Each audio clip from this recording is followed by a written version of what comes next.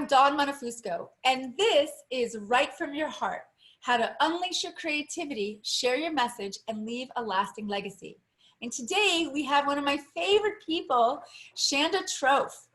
She's an independent publisher and author coach specializing in book writing and marketing strategies for authors, coaches, speakers, and entrepreneurs. Her passion lies in helping those who are called to share a message with the world, to find their voice and connect to their authentic, heartfelt story.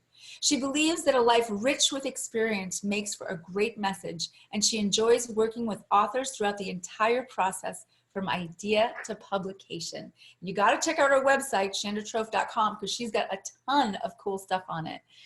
Hi, Shanda. Hi, thank you for having me. Yeah, thanks for coming. So tell us a little bit about what's going on, any projects you're working on. Give us the goods. Well, right now, because it's the end of the year, so many authors are working to get their books published in time for the holidays, because we have that big sales spike between November 15th and January 15th. So right now, that's my main focus. But of course, I love to teach. And one of the things I really love to do is coach authors and teach. So in January, I'll be launching a new flagship program. But as for right now, I'm working with 24 authors on the publication of their books. So that's keeping me rather busy. What's the new flagship program? Do you want to give us a peek? Yeah, it's going to be, well, I've done so much. Well, I have 10 online courses. So I've done so much with book writing, and then also marketing, and then also, your publishing options, setting up your author platform. So I have all these different courses.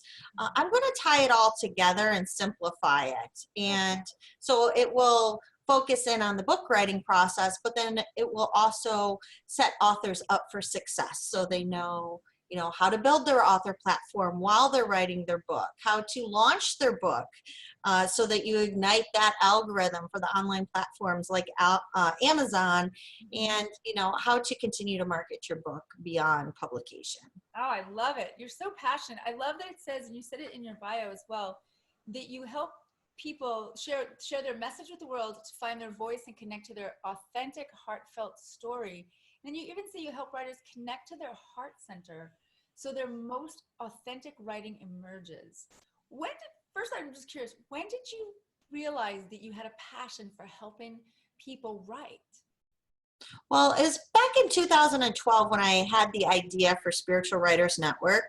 I had this calling to create a platform where anyone with a message, not even necessarily someone who considers themselves a trained writer, but anyone who just was passionate or had a message to share with the world, to have a platform to share their stories and maybe their articles, their daily blog posts, their passages with the world on a free platform. And so that's why I created Spiritual Writers Network. But what I quickly realized after I launched that network, and within a month I had over 1,000 registered writers.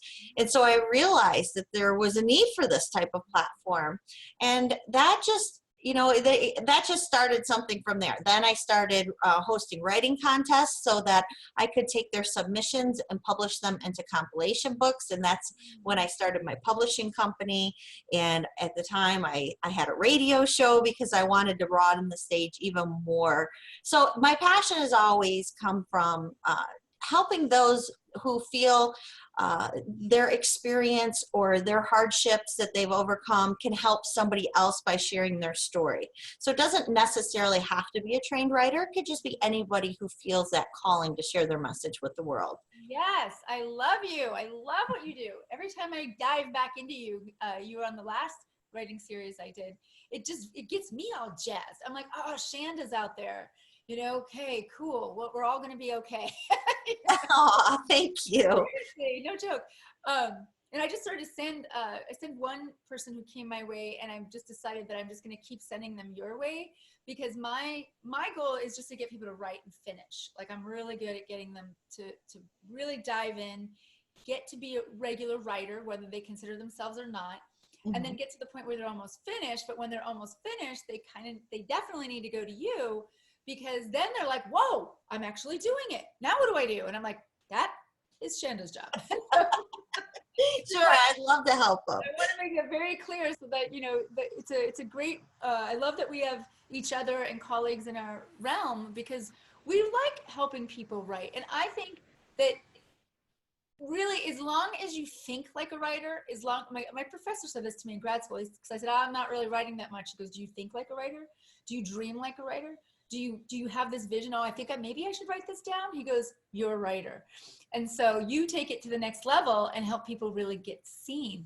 Now, I remember you mentioned you're an introvert. And so, but yet you help people be seen. Mm-hmm. You know, tell us more about like the inspiration you had for that, because you're really good at that. So how does an introvert really, you help people, you know, the language of the social media and how to get out there? Yeah, I think because I'm an introvert, I really understand so many people who are called to write, because many writers, as we know, are introverts, but yeah. Here, what I tend to find, or at least the people that I attract to me to work with, is someone who has this message, but they're kind of held back by the fear and the self-doubt. They don't know maybe how to get started, or they don't have the confidence, or they feel like, who am I to share this message? Who am I to write this story? Or they have the same fears that I did, which was the fear of putting myself out there and being seen. And so through sharing my own story with them, they can really connect with me, because I help them realize that I actually felt like that for a long time. But my desire to serve and to help had to ring louder than my fears. And in the end, I help, I just help writers or aspiring authors realize, the fear can hold you back, and then you're never going to get to share your message with the world. Or there will come a point where your desire to help and serve will outweigh that fear, that crippling fear that you feel now. I love it. I love it. Do you have any success story you remember of someone who was really stuck, maybe stuck in their head, writing their shoulds, not knowing why it's not coming out right, and somehow they finally just said, excuse my language, just fuck it, I'm going to write what I really want to write. And then it just poured out of them? Yes, absolutely. Actually, it happens a lot, especially when somebody's writing their story. Like if somebody comes to me and they want to write their memoir or their personal experience, what I find is they feel so held back by, what is my family going to think? What is everyone going to think? Should I be writing the story? Do I have the right to share this? And I always remind them, of the Anne Lamott quote: if people wanted you to write warmly about them, they should have behaved better. It is your story to tell, and it's your journey. And even though other people may have been involved, it is still your story to tell. So, but I've had this happen many times where they still get hung up on when they're trying to write, and every word or every line they write, they're thinking, well, should I put this in there? Does it go in there? What's so-and-so going to think about this? So in my experience, and this happened recently with somebody who was writing a memoir, is it just getting them to write the first draft as if they're writing in a journal.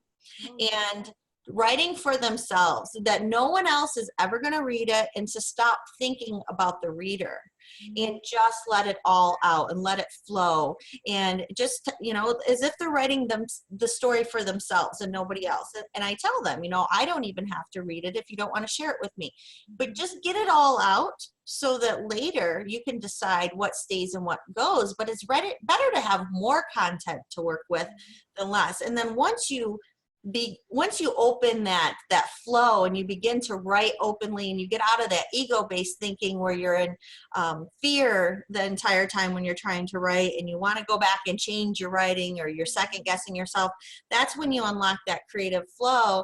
And that's when you connect with your most authentic, heartfelt story. So I would say, yeah, it happens quite a bit. It happens mostly though when somebody comes to me and they want to write their memoir.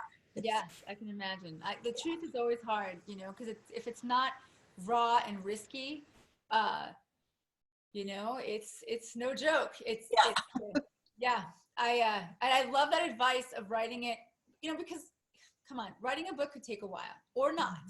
But so since we know that it's going to take at least a few months, who cares if no one sees it? Let's see what comes out. Yeah. And then there's ways around that with pseudonyms. I mean, if you really changing names, doing things, there's always a way. There's always a way. What techniques do you use though? So you get them to write as if it's a journal. Don't worry about anyone reading it. By the way, that's the best advice ever. What about the person who's like just pacing and like I do sometimes, and just for some reason just feels really stuck? Do you have any go-to? I always joke and say there's no such thing as talking block, speaker's block. There's always writer's block. But do you have any tips on the writer's block front, since you've worked with so many people? Yeah, absolutely. So I always say start each writing session with like your own little ritual. And so I personally, I work with many spiritual writers. So when I give this advice to my writers, they don't think I'm too woo-woo and out there, but some viewers who are watching this, but I usually like to start with, if you just sit down at your computer and say, okay, I got to write today. Sometimes, we're just not in the mindset. So I always say take some time to get centered, get into the mindset, maybe do a little visualization, maybe light a candle, set an intention for your writing session, maybe do a little meditation, deep breathing. I like to call in my angels and guides for each writing session. And I think when you just take a little bit of time to do that before you begin writing, it relaxes you. It takes some of the pressure off the writing session. So that's one of the things I like to do to begin a writing session. Sometimes when I'm working with an author, they're so far removed from the experience because they've healed and they're past it. So they have a hard time stirring up those emotions that they felt during the time. Yeah. And you almost have to get back to that place where you were, so that because the emotion that you put in your writing is what makes your writing just grab your reader. That's what connects the reader to you, is when you're raw and vulnerable and they can feel your emotions. So one thing that I'll recommend that they do is get out pictures or grab your old journals and try to sometimes it's hard to do. Sometimes they don't want to go back to that place, but it's important for the story to really just, try to get back to where you were. Pictures will usually jog your memory pretty well. And then the authors or the aspiring authors who kept good journals, I always think that they have the upper hand because they can, just sit down and read and they can go back to that place. And then when you get to that place where you remember and you're in the moment, now write the memory from that space instead of someone who's so far removed from it as you are now. Definitely. I love this advice. This is wonderful. When I wrote my little Kindle book, Write Your True Story, I actually wanted to go open each chapter with a true story to like map the teaching that I was doing. And I was like, ooh, I'm going to visit some things I don't want to visit. And I was nervous. But what was interesting is that when I did get into it, and it was emotional, of course, like my father's death and the things that unfolded for that were weird. But it was okay. It was like, I got emotional. I wrote about it. I got the right thing in there. I was like, whoa, that's exactly what I need to say. And I'm like, I'm going to take a break and walk away for a second. And then I came back and it wasn't scary. So that's one thing I want to say to everyone is like, I find that when you do it your way, when you set the intention, have the picture, know that you're going to go there for the sake of the writing. And then, but if you've healed from it, you're still going to feel good afterwards. Like there's still a sense. That's wonderful. Wow, you're good. So here's a new thing that I've learned during this, interview series and from some trauma and PTSD that has been coming up in my life recently, that writing is very healing. Like I knew that conceptually, but when I went into the bones of, it came up in a book I was reading called The Body Keeps the Score, and trauma work, this and that. And I was like, no way. So in your experience, have you seen how being creative, opening up and writing has actually helped people's health? Oh, absolutely. So it seems, I see this happen all the time, where an author will come to me because they feel the strong desire to share their experience and their story in the hopes to help others. But what I realized in working with them through the process is they actually needed to go through the writing process. tell the story, get the words out on paper, process the emotions that come up through the writing process, because there's something about putting those words to paper that just moves the energy, helps you process the experience and work through it. And so many times I look back at the process of working with the writer and I think to myself, it's so funny that they felt called to share this, because they thought they were, their reason was that they needed to help someone else. But I wonder if they see how much it healed and helped them in the process. So I think many times we set out to help others with our stories, but what we're really doing, maybe subconsciously, is we're working through the healing process of writing, and we're called to do that. And it is very healing. I see it happen all the time. Yeah, yes, I've seen it in a couple of my very stringent left brain clients that actually went in there and they thought, whoa, I didn't know this was going to happen. And that's the coaching that we help people with, going through that. That's amazing. You're a writer. When did you know, when did you realize that you love to write? What was the story of your first remembering, oh yeah, I like this? Well, I wrote poetry when I was younger, and it flow out of me. I don't think I could even write poetry now, but when I was younger, I loved to write poetry. Oh.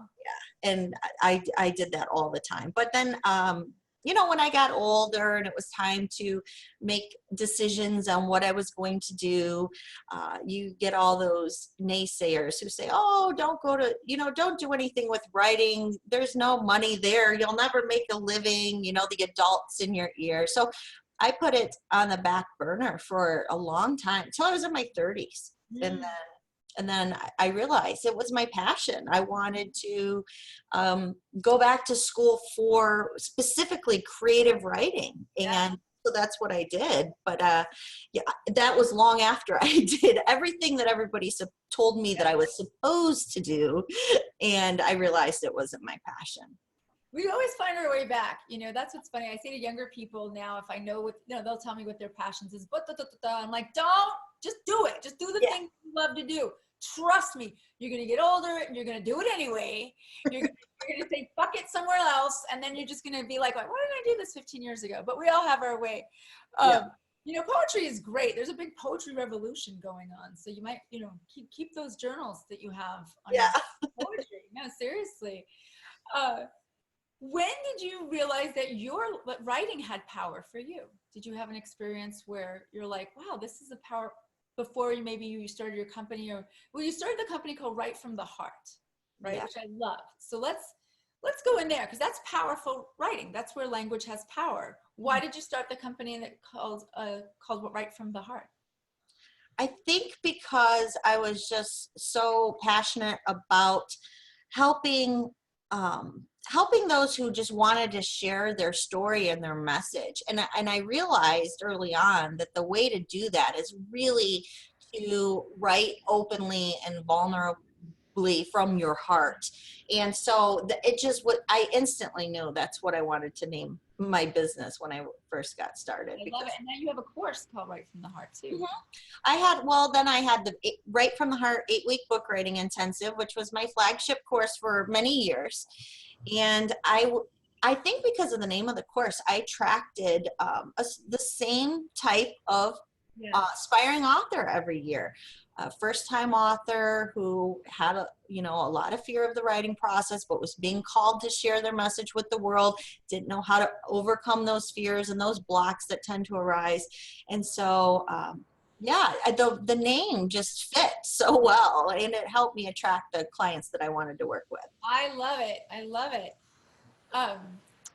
What kind of inspiration would you give to someone who doesn't consider themselves a writer, and doesn't have a lot of time, right? The person who's out there just working, trying to figure it out, wants to write, and they would like to know one little piece of where to start.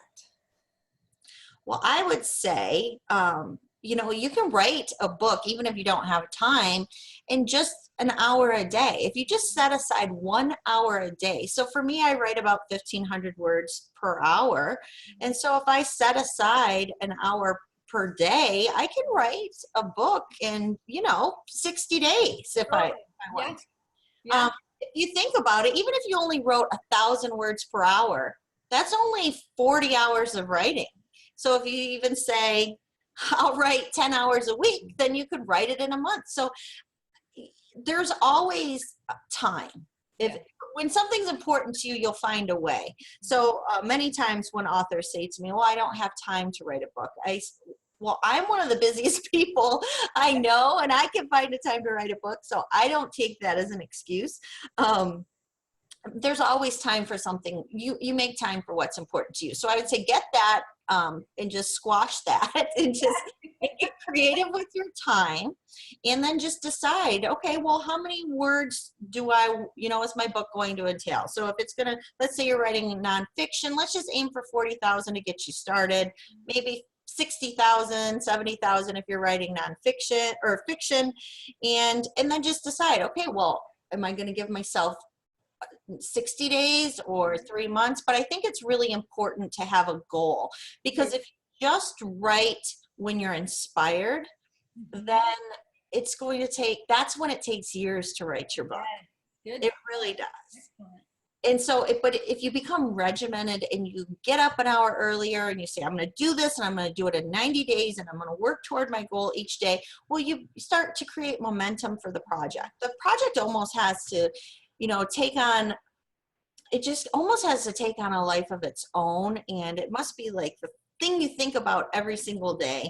And because there are going to be hard writing days, there really are. I mean, it's just the reality. You're going to have some days where you're just like, why am I doing this thing?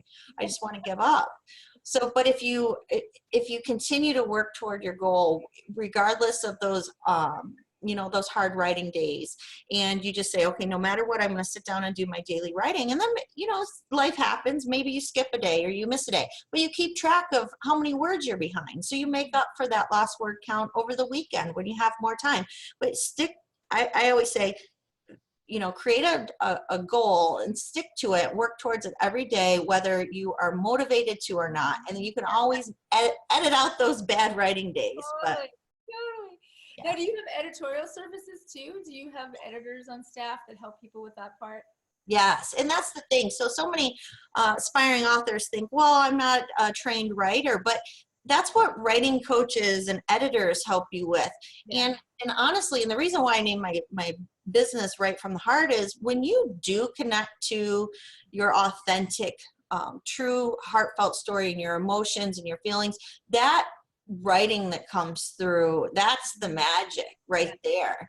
And then, editors and coaches, they can help you craft it into a book, or look for grammar and punctuation and redundancy and all those things that they do to clean it up. But you got to give them something to work with. So you have to sit down and shovel as much sand in that box as possible. Great. That's great. Shanda, thank you so much. There was so much good information in here, and it's always such a pleasure. You have a free gift for us. I do. So I have my book writing planner, and what that does, it helps you figure out what your target daily word count is based on your goals. So you set a goal, you find your word count. It helps you outline and brainstorm and outline your book. It has templates in there. It just helps you map out your book writing journey, because I find that the authors who take time to prepare before they begin are the ones who make it to the, they make it to the end. And it's the ones who just, it just seems in my experience, if you don't take the time to prepare, you might start out all gung-ho and like get 3 or 4 chapters in, you're all excited, and then you kind of hit a wall. And when that happens, when I've noticed when that happens, is that's because the author didn't take the time to create those goals and prepare. And so that's why I created the book writing planner, and it's free. It's a 44-page PDF download, and you can get it at bookwritingplanner.com. Cool. And we'll have the link on this page too, so they can do it really easily. Thank you so much, Shanda. It's always a pleasure to talk with you, and I look forward to more and finding out more about your senior flagship program. Well, thank you for having me. Okay. You have a great day. You too. Bye.